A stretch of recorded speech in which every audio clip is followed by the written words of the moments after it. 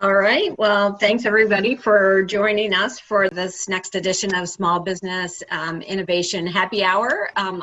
John and I are pleased to once again be back here on a Friday afternoon and have the illustrious Mr. Fernando Crosa joining us. And I'll let him do a little bit of the introductions, but I do want to say that Fernando was an alumni of the Goldman Sachs 10,000 Small Businesses program. He went through the Cincinnati program, but resides in Columbus, Ohio. So we're happy to have Fernando on the call with us today. Fernando owns 3 different businesses, and we'll have him share a little bit about that. So Fernando, let me give it to you, and you can open us up and tell us about your businesses. Fantastic, thank you, and thank you, John and Audra, for inviting me to speak today. I'm flattered and excited about telling my story. Fernando Crosa, as Audra said, I'm from Columbus, Ohio, Powell, Ohio, and I did attend the Goldman Sachs program down in Cincinnati, so I would drive down there in the morning and have the class. Sometimes I'd stay down there, sometimes I'd drive back, but it was just a fantastic experience. Still in touch with Audra, who's my business advisor, and then many of our classmates were amazing business people. And I enjoy the relationship that I have. I do own 3 businesses and some real estate. I have an environmental company. We test underground storage tanks for gas stations. I own a logistics company, transportation, and then I own a limo company. My son is in Nashville. He owns an Airbnb. He just started an Airbnb business down there. So I help him with that. I'm happy to say that since March of this year, 2 of our 4 businesses have been thriving. Extreme Limo and the Airbnb business, it's a Nashville party, obviously took a big hit. But US Tank, fortunately, because we work for essential businesses, gas stations, convenience stores, we stayed in business and actually continue to do well.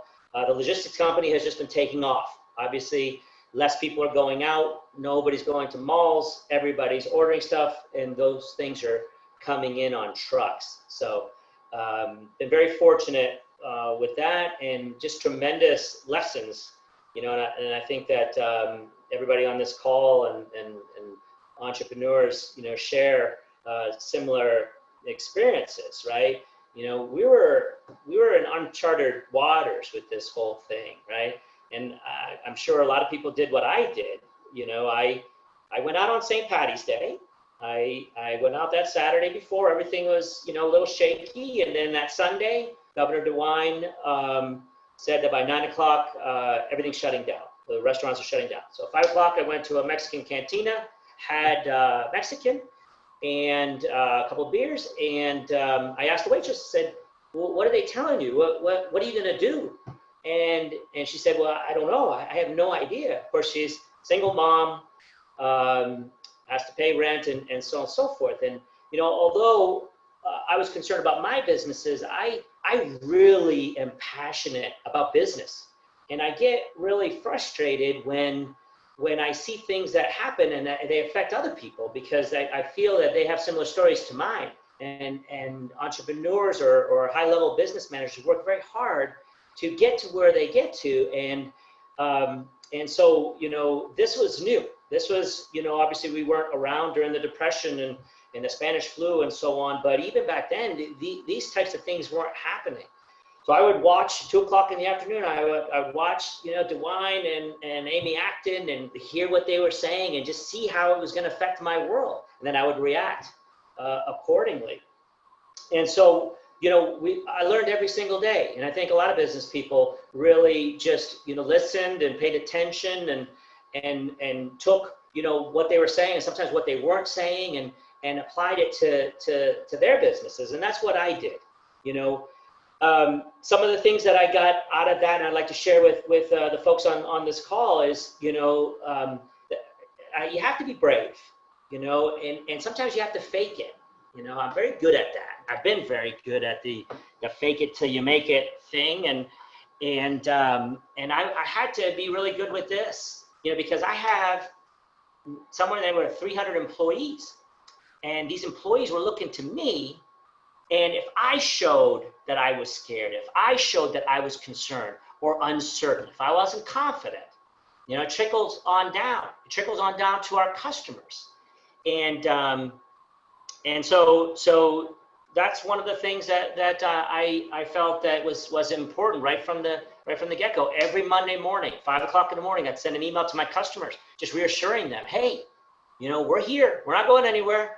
And I was hoping that they were going to send me an email at 7 o'clock in the morning saying, hey, see you later. We don't need you. So I was sending that email, sort of persuasive, subliminal, messaging saying, don't kick me to the curb here. I want to still work for you. And every day that went by, I learned, a little, something new. The other thing that I realized is that you have to trust your gut. Entrepreneurs are different than politicians. And I promised John and Audra that I wouldn't get emotional about this. I have to say that if politicians were a little bit more like business people, I think that we'd be farther along in this whole thing, right? The entrepreneurs, businessmen and women, we find solutions to problems. And many times we can't afford to throw money at it, nor do we afford to throw people at it. We find creative solutions. And we're all entrepreneurs. So many of us started with just a phone, and that's it. I had 3 phones at one point in time. I was answering one, Extreme Limo, the other one, US Bank. I had an inflatable moon bounce business. And I knew it was time for me to hire people when I was at Chipotle one time and I answered the jumpy thing phone, Extreme Limo, and I started to make mistakes, right? But in what was going on here is, it was all new to me. And so I had to make decisions and I had to make them quickly. And I was willing to scale all the way back to just me. And with a lot of us, that's where it started. It started with just me. The limo business started with me, a phone and a Hummer limo. And I would pick up the phone, I would book the limo, and Saturday night I would drive it. And that's how it started. Then I was able to hire a driver. Then I was able to hire somebody to answer the phone and grow from there. Today we have 2 offices and so on. But that business was shut down. There was no limo for 2.5 months.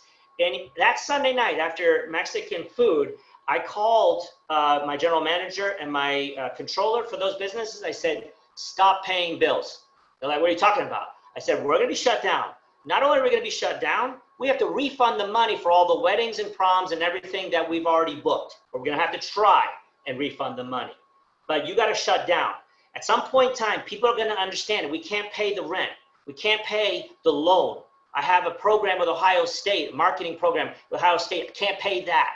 I scaled it all the way down to utility bills. And then I just held on. And I would watch. I moved some employees over to my other businesses. I had that luxury. Not everybody does.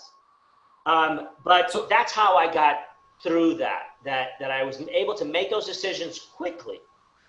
We still have meetings with our group, and there's a guy that owns 2 chocolate stores, candy stores in Cincinnati. Fantastic. We had the meeting last week, and we went around the room and we asked him, how he's doing. And he said, we're struggling. We're hemorrhaging $20,000, $25,000 a month. I said, well, Paul, are you still operating both stores? When we took the class was all about growth. Paul was going to open up a 3rd store, and then the rug was pulled out from under him. And so he's like, no, I didn't open up that 3rd store. Victoria's Secret moved out of this area, and now they've increased his CAM, and they're expecting him, the landlord's expecting him to pay even more of a share, and he's staying there. I said, Paul, why are you there? Why didn't you scale back just to your flagship store? He's like, well, I got a personal guarantee, and these guys are ruthless. And I gave him my personal cell phone number. I said, Paul, please call me. There's never been a better time to bail out of your lease. Under the cover of the night, Sunday night, you go and get every single chocolate out of that store and you move it to the other one and then you deal with it, right? There's no judge in America that's going to make you honor that lease. Now, I'm not one of those business people that don't honor the requirements and the obligations that I have. I'm the exact opposite. But when you're in survival mode, you got to do what you got to do. And Paul wasn't looking at that option. So creative type decisions are the ways. Or he's going to go out, and then two landlords aren't going to have a tenant. And so those are a couple of the things that I was able to do and learn from. With US Tank, my large company that's an essential business, we work for large oil companies, large travel plazas, truck stops, and so on. And it was a Friday, just like this. It was about a month into this whole thing, and we were doing fine. In fact, gas prices were $1 less than what they were a year ago, so we're saving a little bit more money. I'm not able to travel. I usually travel all over the place, so I was saving money on that because they wouldn't let me go anywhere. And at 5 o'clock, I was getting ready to go out to happy hour with my wife. At 5:15, I get an email from one of my big truck stop customers, multi-billion-dollar company. They hired a consultant to save money, to cost cut, and so these guys, these Harvard MBAs, they sent me a PowerPoint presentation explaining how, US Tank, we're really happy that you're a valued partner to our client, and God knows what they were charging for bills. But our customer and your customer is looking for a break. They need help, and they were looking to me to help them, multi-billion-dollar company. And they sent a spreadsheet and they said, hey, 15% straight across the board, everything you do, tank testing, line testing, stage 2 testing, every service that you do, we want you to give this customer 15% off the cuff. So I went through all the emotions that anybody in that position would go through. I was angry. What the heck are you? You're coming to me? You're a multi-billion-dollar company, and you're coming to me. I don't have 15% margins. Went through all that, but immediately I sent an email back, and I said, hey, truly appreciate the email, tongue-in-cheek, 5 o'clock in the afternoon on Friday. I appreciate that you consider US Tank a valued partner, and I look forward to coming up with some creative solutions for you. I love my dogs, so I didn't kick the dog. I probably threw something outside or slammed something, but I was able to not let the customer see me sweat. Let the customer truly know how I felt. And again, it takes a lot for me, especially. I'm an emotional guy, as you can probably tell a little bit. So I sent an email to my controller. I sent an email to my IT guy. I got a bunch of stuff. Needless to say, I didn't go to happy hour, unfortunately. I worked all weekend, and again, this was a big customer of mine. I couldn't afford to lose them, and I couldn't afford for my competition to take them either. So I had to come up with something, and I worked, and I came up with some ideas, and I sent them an email Monday morning. I said, hey, I've gathered some thoughts, and I'd love to relay them to you tomorrow if you have some time. So they set up a conference call with their 2 Harvard MBAs and a couple other people from the company, and I said I have $1.2 million in savings. And so this is how I carved it up. I carved it up in a way that I could control the costs. I gave them a savings. It felt like a savings to them, but to me, it wasn't costing me any money. First, I guaranteed them $250,000 in fuel sales, right? All our guys are 150 trucks. They have gas cards, and they have to get gas somewhere. So I said, we will get gas at your facility, and I will track it, and we will spend $250,000 at your facilities. If I spend $200,000, I'll write you a check at the end of the year for $50,000. That didn't cost me any more money. I have to spend that fuel anyway. There were 3 other programs that totaled about $800,000 that I could bring in with another service, give it to a guy that was going to be on site anyway, and they would do this extra 30-minute test. Yes, I was giving up a little bit of money, but again, we operated about 8% margin. It's about $100,000 is what I was going to give up. I can control that. 15%, there's no way I could do it. And then I gave them a rebate. And I said, before I tell you the real great idea that I came up with, I'm excited to tell you what I want, right? Because that's how it works. You want something, and I'm delighted to give you $1.2 million in savings. And I'm even more excited to tell you what I want. And so I told him, I said, $250,000. I said, I'm going to rebate you 5%, not 15%, 5% top line revenue. So if we did $4.4 million worth of work for this particular customer, if we do the same, 5% of that is $222,000, $18,333 a month. I'm going to credit my invoices. And that's real money, right? But it's controllable. I can sweat $225,000. I can't sweat $1 million, right? Of giving money back. And the other benefit to them was that they could give me more money. They could give me more work. The more money they gave me, the bigger our account grew, the more they were going to get back in rebate. Let's grow this thing to $8 million. I'll give you back more every single month. They freaking loved it. And think about this. God knows. And what I really wanted to do, again, my emotional self wanted to tell you, I could save you more money. These consultants that you paid, normally they'd be in your office, understanding your business. They'd be flying, they'd be staying in hotels, they'd be taking you out to restaurants, but they're sitting at home. So let's cut their bill in half. Anyway, I didn't say that. My point was I was able to save them money, and then I asked them for what I wanted. I wanted exclusivity. I wanted their contract for 5 years, and they couldn't. Anything that came off of their desk had to come to me first, and they gave that to me. So I turned a negative into a positive, and it worked out. They're happy, and our account is still growing, and I've had exclusive rights to that customer for the next 5 years. So okay. Those are some of the ways that I've been creative with this whole thing, and every day's a new day, though. So you really just identified a new opportunity, right? When they came to you and said, we need X percentage off, 15% off, you didn't spin it to the negative, you spun it to the positive, is what I took away from that story. So I want to go back to decision-making prior to March and your decision-making now.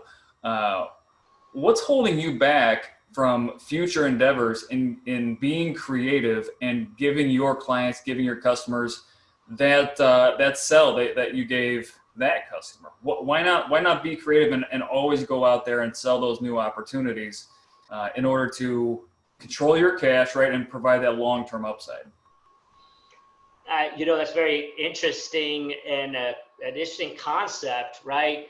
I don't want to offer a 5% rebate if nobody's asking, I mean, you're absolutely right. Be aggressive. And I probably will take this lesson. One of my big customers is Speedway. Speedway, they just announced that 7-Eleven is buying Speedway, right? For most people, 7-Eleven owns 6,000 facilities. Speedway is my largest customer. A lot of people will be like, oh, shoot, what if you lose all these contracts with Speedway? I look at it completely different. Now I have 6,000 more customers to go and sell to. And there's always a chance that I could lose it, but you're absolutely right. In that situation where I can potentially grow significant volume with this merger, maybe I do come in hot. Maybe I do come in and say, hey, I guarantee a 5% rebate off of your top line revenue. And that may work. That may seal the deal. But it's something I would consider. Well, and Fernando, we can't paint with a broad brush either, right? Like, it doesn't make sense for everybody in every situation. And one of the things I know that we talked about in the Goldman Sachs program is what's your exit strategy, right? How are you going to get out of this business? And if someone looks to come and buy US Tank from you in a couple of years and they see these guaranteed contracts extending out, I would think that would improve the potential sale of US Tank or any business, quite frankly. Absolutely. My industry is very difficult to understand compared to other types of industries. We're not a maintenance company. We're not a construction company. We're not an environmental company. We're a little bit of everything. Companies have come in to try and buy me out. They don't get it. So the multiplier is way below. I talk to a lot of entrepreneurs that have sold. I always ask them one question. Do you have to work another day of your life? Every single one of them said yes. Well, I already got a job. I'm never going to sell unless it's enough money that I don't have to get out of bed. And I enjoy getting out of bed, right? I have figured out many different ways, and Audra did challenge me, and the program did challenge me to say, hey, what is your exit strategy? I'm buying myself out right now. I'm putting away money every single month, and I have 2 boys, and they're both business-oriented type fellas, and I am putting away enough money that hopefully at age 65, whether I sell the company or gift it over to the boys or whatever, that I'll be okay. My wife and I will sail into the sunset. I'll always be salaried employee, getting health benefits and being a consultant to my kids. I'm sitting here today, not to say it won't happen, but sitting here today, I don't see myself, and that's the problem with us entrepreneurs. We're not very smart, right? Because we have a lot of loyalty to our employees, some of which are family, but all of which helped us get to this point, right? And so there was a time where somebody offered me $9 million for my company. I was 32, 33 years old. So stupid. I said, nope, I can make more money. Holy smokes. And then I took a beating in 2008, 2009. And I'm like, man, I wish I would have taken that. But here we are. Well, I'm actually really interested in this opportunity, right? Because as you detail logistics and you detail US Tank and Extreme Limo, is that right? Yes. Yep. Okay. Are there synergies between the 3 of those, or why did you get into those 3 businesses? Well, I'm good at getting people to places to do things, right? And I'm good at so logistics. And I don't have a degree in logistics. I used to travel a lot, and I would go to Vegas and Chicago, New York City, and I'd see these really nice limos, and Columbus didn't have it. So that's how I got into that. And I love owning something like a limo business where people pay me for renting something, Same thing with packages. It's very interesting how logistics works. It's so simple, really. It's just but see, what people don't understand in logistics, as we were growing this business and these guys that were running it for me, I'm like, this is not about taking a package from here and bringing it to here. This is a hiring exercise. The transportation companies that understand what HAFA understood and these unions understood a long time ago, these unions, they used to have union halls, right? Maybe they still do. And if you didn't have a job, whether you're a plumber, electrician, or a trucker, if you didn't have a gig, you went to the union hall. And then if a job came up, they'd yank you. If the job didn't come up, you still got paid, and you'd play cards with your buddies, you'd read the newspaper and chat, right? Logistics companies, transportation companies lose contracts because they got 1 for 1. They got 1 route, they got 1 truck and 1 guy. As soon as that guy takes his check, goes to the bar, gets drunk, and doesn't want to go to work the next week, now you got to jump in the truck or you have to tell your customer no. So if we have 5 routes, I have 7 drivers. And my job and the job of the salespeople is to get more, but you always have to have a pool of talent and be able to replace trucks. That's how you succeed in that business. Hey, Fernando, one of the things that I think would be great for people to know, I know that when I talk to you every time throughout the program, and even anytime we pick up the phone since the program, we always have a conversation about something new or something different or some opportunity. And so as you just kind of go about your life and the things that you do, talk about how you look at the world every place you go, because I think it's really interesting. It is interesting, and it's somewhat of a disease, and I have to be very good at it because I've gotten good at saying no, and that's a talent that entrepreneurs need to do as well, but it's true. I was in Nashville with my management team, driving in the back of an Uber. I see this building, and it's someone, you can Google it, Van Dyke Bed and Beverage. It's 1 mile from my son's townhouse, where he does Airbnb, 1 mile in East Nashville. Someone took some construction loan, bought 2 30,000 dollar properties, knocked it down, and built this boutique hotel bed and breakfast. They call it a bed and beverage. Genius. I'm driving in the back of an Uber, and I see people on the roof, lights, having fun.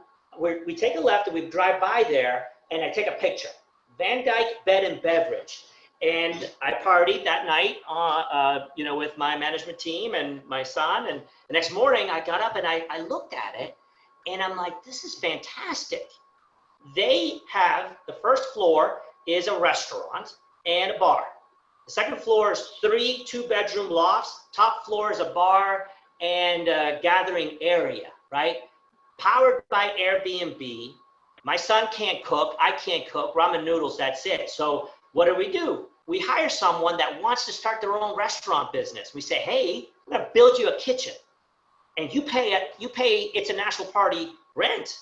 And then we hire someone that wants to own a bar. And let them hire the people, let them get the licenses and manage everything. You pay It's a National Party rent. By the way, we'll put a Sprinter limo in front of this thing. We'll take every one of our customers downtown and back, charge them for that. And then we'll buy a couple pontoon boats. So while they're waiting to go downtown Broadway, they can go out to Lake Percy. And so that's where my mind goes. And those are very doable things, right? And you could say, well, you gotta have money to do that. Sometimes not. I bought US Tank from my partners. I was 10% owner of US Tank, and my partners wanted to buy me out. And I said, well, I'm not interested in selling. I'll just go do something else. I turned it around. They sold it to me. And this was in 2005. Nobody was going to give me the $600,000 that I needed. But Skybank, which got bought out by Huntington, would give me half of that, $300,000. So then I went to my previous partners and I said, hey, look, I can get $300,000. I will give you $300,000 at closing. And then I will give you monthly payments for 30 months at 7.25% interest. If I default on any of those payments, you just take the company back. They wanted the company anyway. And they didn't think that I could do it anyway. And they had half their money. So there are tons of ways to get money. And seller finance is a very creative way, and so on. And my goal is to make as much money as I can and pay the least amount of taxes legally as I can. And I told my son, fantastic, I want you to make as much money as you can, but if you tell me that you made $1 million next year and you paid Uncle Sam $390,000, you freaking failed. Now make $1 million and pay $50,000. Now you impress me, right? And so what I do is I take my success. On September 1st, my accountants take me to a nice restaurant. I give them my financials, I give them my projections, and they say, you need to buy 3 limos before December 31, or you're going to pay Uncle Sam $270,000 in taxes. And I just keep kicking the can. With this bed and beverage thing, US Tank is going to get the construction loan. US Tank is going to knock down those buildings, build it up. It's a National Party is going to run them and pay US Tank a mortgage. And so I reduce the taxable income and kick the can down the road, and eventually it's a National Party reach the benefits and so on and so forth. But yes, you have to be careful because, at some point in time, I have too many limos, and then it's foolish. So those are the things that I think about. Okay, so you're driving around a block, you see a bed and beverage, you circle back to take a picture, and you said that's how your mind works, right? Yeah. Okay. Yeah. So in your mind, what represents a bad opportunity? Because it sounds like you can talk yourself into anything. And I have, John. I've lost more money than I've made yet, right? I started a sign company, What's Your Sign? Because the guy that was putting labels on my limos wanted to go off and do his own thing. I don't have any partners, but I made those mistakes, classic entrepreneurial mistakes. I said yes too much. It has to make money.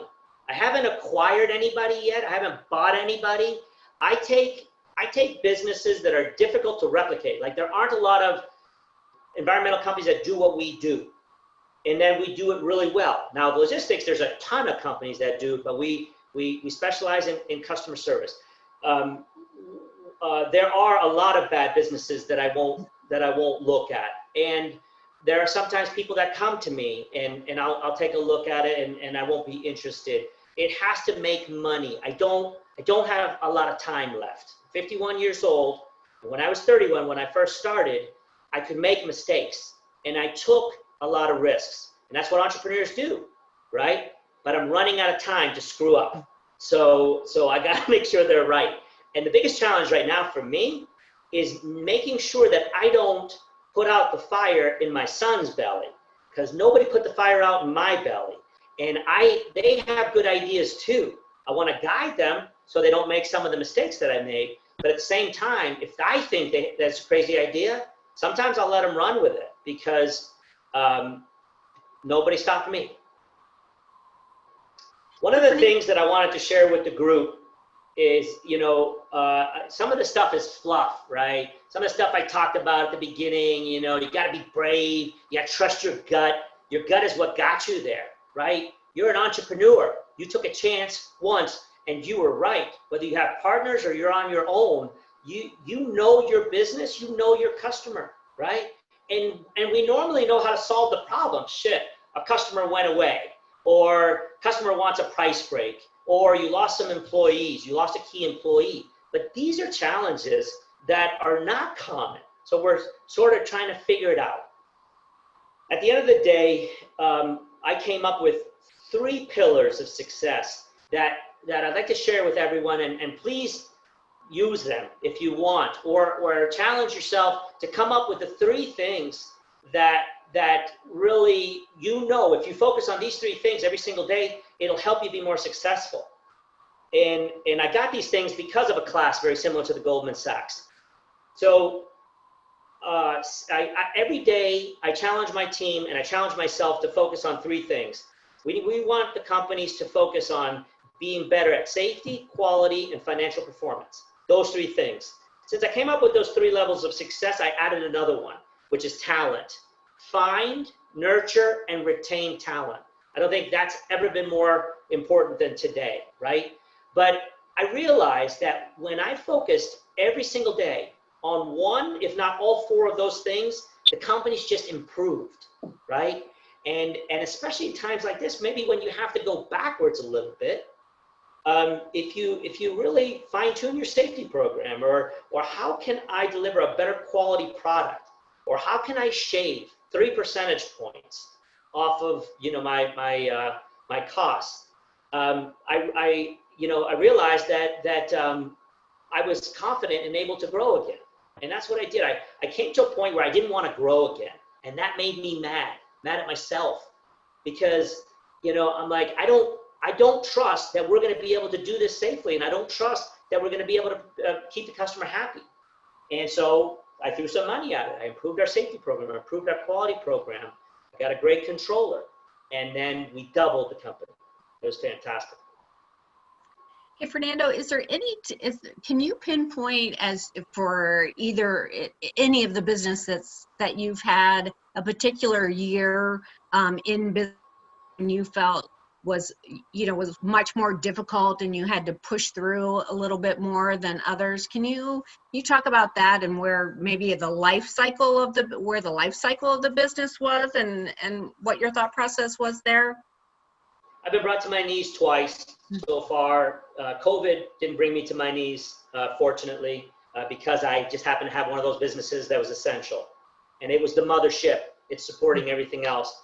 But 2009 brought me to my knees. We had a large contract with Shell Oil Company, and Shell decided to get out of owning and operating in the United States. $4.5 million contract. I went from 120 employees down to 67 employees. And for the next 6 years, I was flat. I didn't lose money. I didn't make money. I had to cut a bunch of people. I was in charge of payroll, and it was very, very difficult. I found myself traveling in 2014.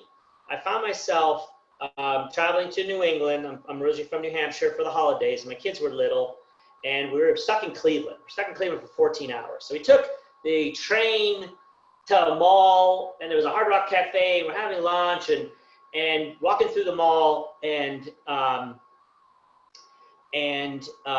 my son asked me, he's like, did we have a good year, Pops? You know, did the businesses?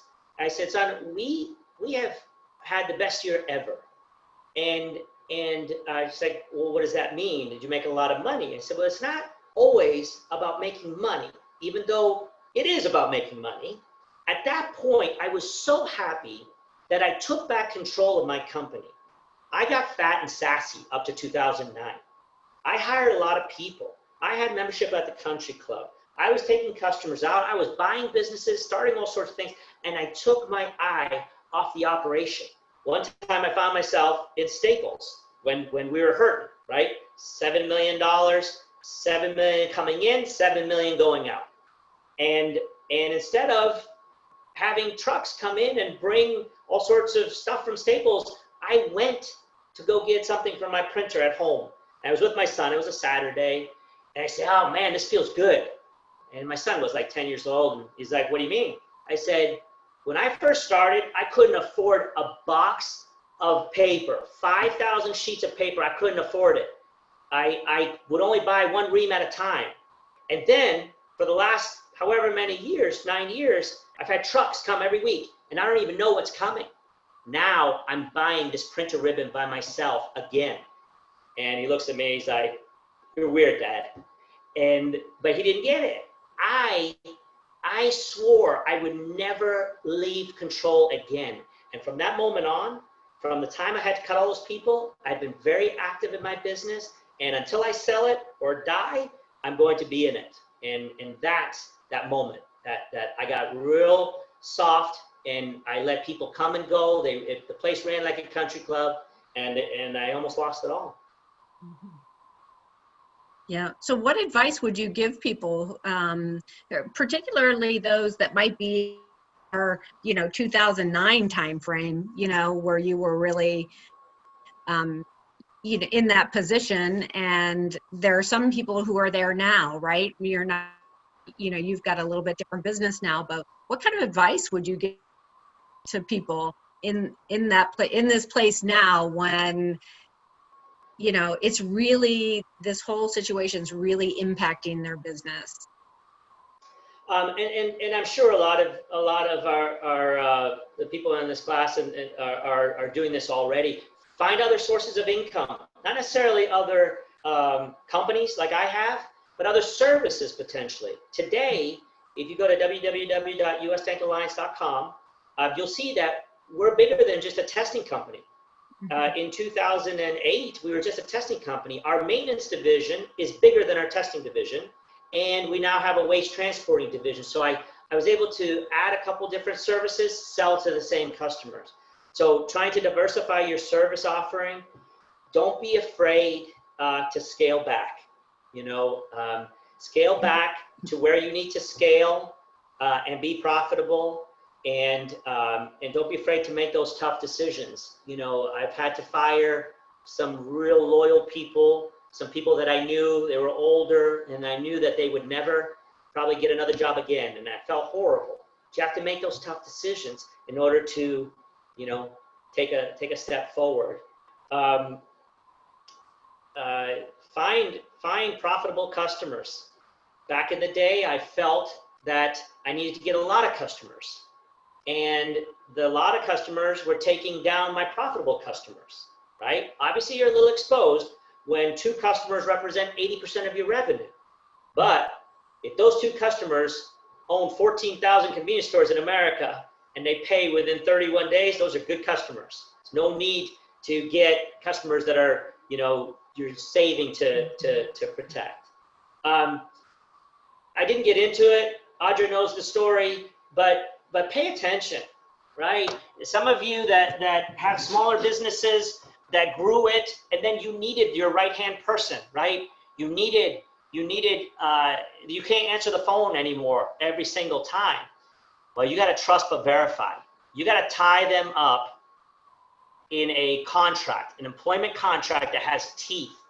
I'm involved in a 4-year-old contract because these guys that were running Extreme Limo for me. They bought a competitive business for 6 months. I'm not going to get into it all. Read my book.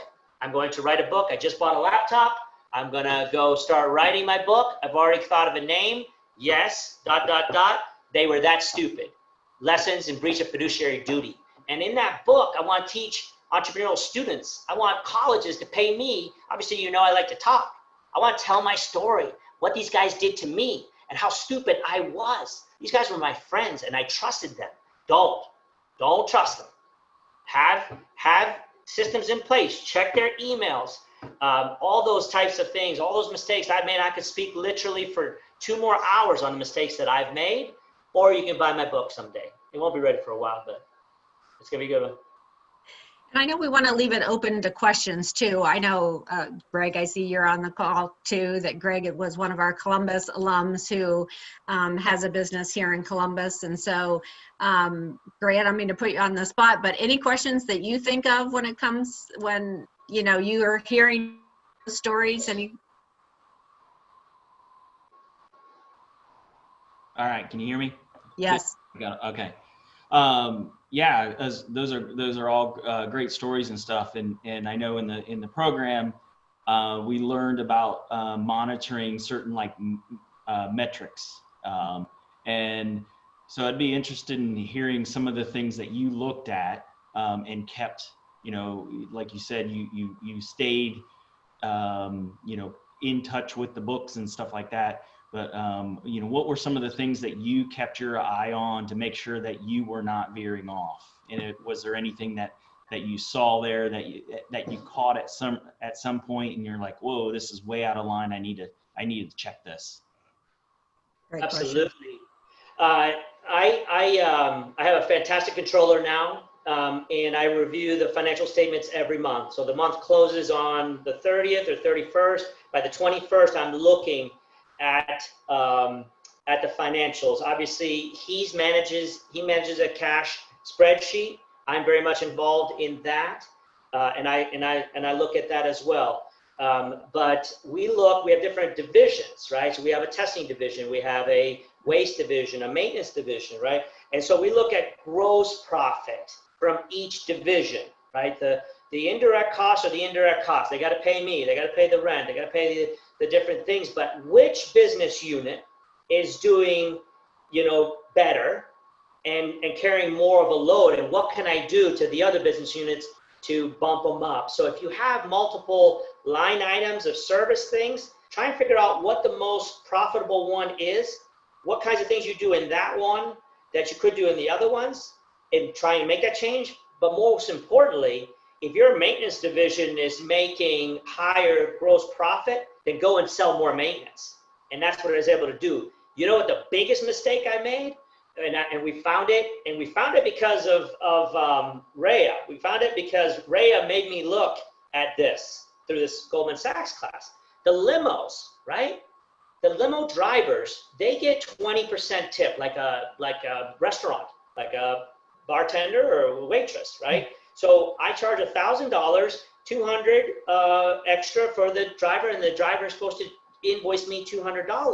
When we looked at the numbers, the percentage of the total revenue that our drivers were getting was 40%, double what we were collecting from the customer. And I'm like, how is this possible? And what had happened was we opened up an office in Indianapolis, right? But it took a while for Indianapolis to grow. So when a limo wasn't busy in Indianapolis, they were driving it dead to Cincinnati and doing a run. But we were paying the driver to run it over to Cincinnati and then drive back to Indianapolis, plus the wear and tear, then the maintenance costs. Holy smokes. So what did I do? I shut down Indianapolis. And I said, no more. If we have a limo that sits in Cincinnati this Friday night tonight, and I have someone that wants it in Columbus, it stays parked in Cincinnati, because I'd be doing the run for free in Columbus. And 20% I was giving up. And it made a huge difference. So absolutely look at your cost. What's costing you the most amount of money, and how can you tweak it? I also have my sister. She works, she's in New Hampshire. She goes into my bank accounts and she downloads everything and opens up every check. So let's say we have $1 million coming in, $1 million going out. I don't have the time to go into Chase, open up every check and make sure it's legit, right? But I do have the time once a month to look at a spreadsheet, because she opens up every check. She puts the date, the check number, the amount, and the vendor. And if I don't recognize the vendor, I send an email to my accounting team, right? They know my sister is making $32,000 a year, not a lot, and they know that I'm watching. And then I'll ask them questions. Sometimes I won't even have questions, and I'll ask them questions. So they know somebody's watching. You know what I'm saying? Same thing with our big bills, Right Express for fuel, corporate lodging, and FedEx and Home Depot. I've got 200 employees out there with each one of those cards, and there should be nobody putting premium unleaded in a work truck. I have a sports car. I better be the only guy putting super in a freaking car, you know, but yet they do, right? I say nobody stays in a hotel that begins with an H. No Hampton Inn, no Holiday Inn, no, yeah, but every now and then, so instead of $70 a night, I'm getting charged $125. So I have somebody, part-timer, that looks at those bills, sends me an email, says, these are the naughty people. And I send it to their managers, get them off the naughty list, or they get a phone call from the Hispanic. And they don't want to call from me. And so those are little things that I've been able to trim 3-4%, makes a difference. I really like that. I mean, you talk about taking control, right? But it's still giving people the ability to sort through the big amount of data so that you can focus on the important numbers at the end. Okay, so I'm just going to ask you a really open-ended question, and this might take up the rest of our time. Depends on how you want to answer it, Fernando. But what are you excited about? I mean, we're going into the last half of 2020 here. We're going into hopefully a really good 2021. What are you excited about? Well, I'm excited about a lot of things. I get excited very easily. I have two amazing boys, both Division I football players. My son, kicker for University of Cincinnati. My other son, he's a current kicker for North Dakota State University. I'm most excited about making sure that they kick ass, right? Because I can give them all the money in the world. If they blow it, I'm a failure. I've been in business since my son was born in the year 2000, right? I've been an entrepreneur since 2000, 20 years. And you hear my story, you're gonna read my book, and this guy, wow, what a great story. He's a big success. If I fail 5 years from now, or if my kids don't understand the things that I can teach them, then I have failed. So I'm very excited about spending time with them, and I have been teaching them, you know, financial intelligence. So like I said, don't think I'm a bad person because I don't want to pay taxes. Because when I don't pay taxes and buy 3 more limos, that's 3 more people that I employ. And those 3 people are going to make $40,000 a year and pay income tax. So when the IRS comes knocking and they say, you paid $51,000 in taxes, that's it. I say, you're welcome. Because I employ 300 freaking people. I'm most excited about that. Continuing to grow and continuing to find ways to legally grow my businesses and provide. You know, we employ a lot of people, and I'm proud of being able to put, you know, food on their table and help them, and they help me. So I'm most excited about that. I love challenges every single day, and this pandemic and the things that have been going on here, they've definitely challenged me in ways that I never thought I'd have to learn from. And so, you know, I look at CNN every night, and I'm a Republican. My wife's like, why do you watch CNN? And I said, because if they report any good news at all, then I know it's really good news. And I have the ability to read through all the other stuff and know what's right or what's coming that could affect my businesses. But I'm excited about growth. I'm always excited about growth. I have a plan, like I said, to buy myself out. By the time I'm 65, I hope to have enough money that my wife and I don't have to work if we don't want to. But then I was I bought a house in Naples recently. We just bought a house in Naples, and I was in the ocean, Marco Island, and I'm like, I'm 51 years old. I'm like, hey, I talk about making the money by the time I'm 65, but I fully expect to live a lot longer than that. I want to make more money. And she's like, yeah, I figured that. I don't think I will stop at 65. And this may be common for a lot of people up until age 51. So I'll turn 52 in October. I'm not embarrassed to tell you that I had minimal in savings. I had $175,000 in 401k. Every penny that I've made for the last 20 some odd years, I put back into my company. And that's what a lot of entrepreneurs have to do, right? It's finally now, but I have passive income. I have US Tank I get a paycheck from. I have real estate. I have these other businesses that can provide extra income if I need it, right? But also long-term investment with the real estate. But I didn't have portfolio income. I don't understand stocks. My son at North Dakota State, he's going for finance. I'm gonna give him a bunch of money and hopefully he'll make us really well, because those are the guys that really, are rich. Guys that, and I'm just getting to buy stocks.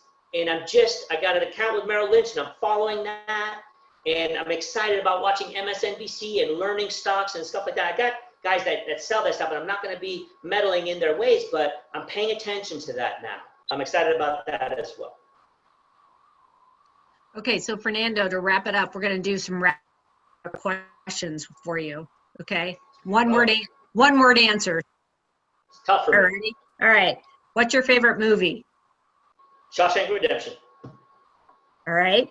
What's your favorite book? I've only read like 5 books in my entire lifetime. Isn't it funny that I want to write a book and I don't freaking read? But my favorite book is Don't Eat the Marshmallow Yet. And every book that I read is small. It's very small. Hopefully it has pictures. But I have a college education, but I don't read. Even in college, I didn't read. But I'm going to write a book. Don't Eat the Marshmallow Yet. It talks about deferred gratification. All right, great one. One word for all the entrepreneurs out there for 2020. One word they should keep in mind the remainder of 2020. Brave. Brave. All right. Yeah. And then last but not least, can you learn the kind of enthusiasm that you have for growth in business? I don't think so. No. I don't think so. That's why entrepreneurs are special. No offense towards non-entrepreneurs, no offense towards high-level managers. I have a lot of family members that I love very dearly. That my sister makes $350,000 as vice president of a company in Boston. But there is something different about entrepreneurs. There's a gene, and I'm not saying that we're smarter, because we're not. Many of us have more money than sense. But no, there's a fire that doesn't burn inside of everyone, and you can't teach it. So to wrap it up, I would say what you're saying is if you've got the fire through the rest of 2020, you got to be brave. Yeah, if you're on this call or you're in these classes, you got the fire because you went to one of these classes or you're on these calls because you know you need more. And that's what I did. I needed more. I needed a push. And I never used to do that when I was a younger entrepreneur. And I love it now. Every time I went to those classes, I'd learn something new from somebody else or the class. And but yeah, if you're on this call, you own a business and you're grinding through this, you have it. And it's just a matter of time. Don't necessarily take your punches though. Don't take your punches. Punch back. Hold on a second.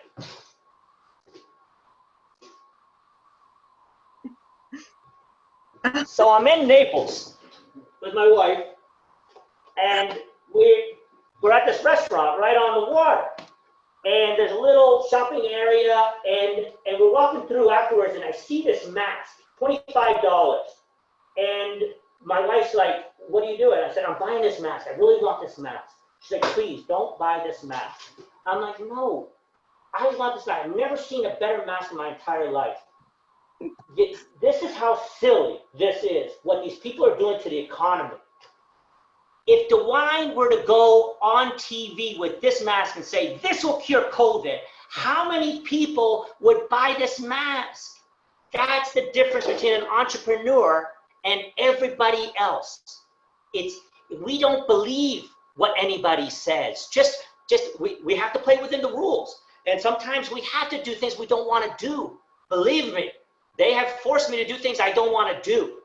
But I'm going to go to the airport with this mask, and people will take pictures of me because it is silly. A lot of the stuff that they've done is silly, and they're crippling the economy. And we, as entrepreneurs, we have to figure this all out. And guess what? When the dust settles and they have to balance the budget, who are they going to ask for more money? Taxes and all this other stuff, and school and education and all those cuts. It's going to be us, and we'll find a way. Well, Fernando, it has been great having you on. It only took us 57 minutes to hit the swordfish moment, so that was phenomenal. We really appreciate the time that you spent with us and sharing your stories. I think everybody always, you're entertaining and also educational, and I think you just provide a lot of good perspective for people who are, entrepreneurs like you that have the fire as well. So thank you very much for joining us today, and I would just really appreciate it. So my pleasure. Thank you guys for inviting me.